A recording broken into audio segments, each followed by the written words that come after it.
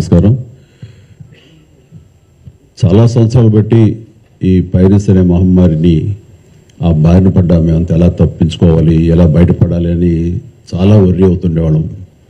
ఇది film industry మీద డైరెక్ట్గా ఇండైరెక్ట్గా లక్షలాది మంది ఆధారపడి ఉన్నారు.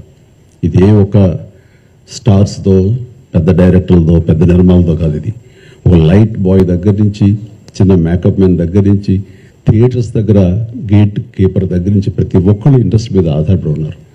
ఇంతమంది కష్టాన్ని ఒకడు అప్పనంగా వచ్చి దోచుకుంటుంటే, దౌర్జన్యంగా వాడు ఎదురు సవాళ్ళు ఇసురుతుంటే ఇది తట్టుకోలేని పరిస్థితి.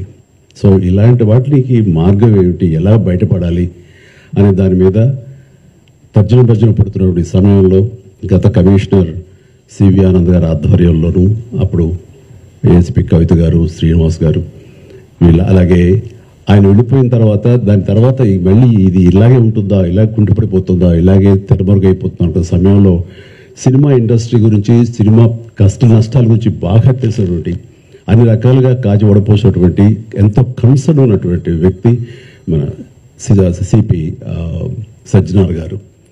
ఆయన చూపించిన చొరవకి, ఆయన పెర్సిస్టెంట్ ట్రయల్స్కి మిగతా ఆఫీసర్స్ అందరూ సహకరించిన దానికి ఈ రోజున ఎవడైతే ఛాలెంజ్, ఏ పైరేట్ అయితే కనుక ఛాలెంజ్ విసిరేయడో దమ్ముంటే చూసుకోండి అతన్ని ఈ రోజున పట్టుకోవడానికి వారు సహకరించారు. అది వారి మనస్ఫూర్తిగా వారిని, వారికి సహకరించిన ఆఫీసర్స్ని, కవిత గారిని, శ్రీనివాస్ గారిని, ఇతర మహేష్, మన సిఎల్ని, వాళ్ళందరూ కూడా మనస్ఫూర్తిగా పరిశ్రమ తరపు నుంచి, నా తరపు నుంచి నా అభినందనలు, ధన్యవాదాలు మనస్ఫూర్తిగా తెలియజేస్తున్న సందర్భంగా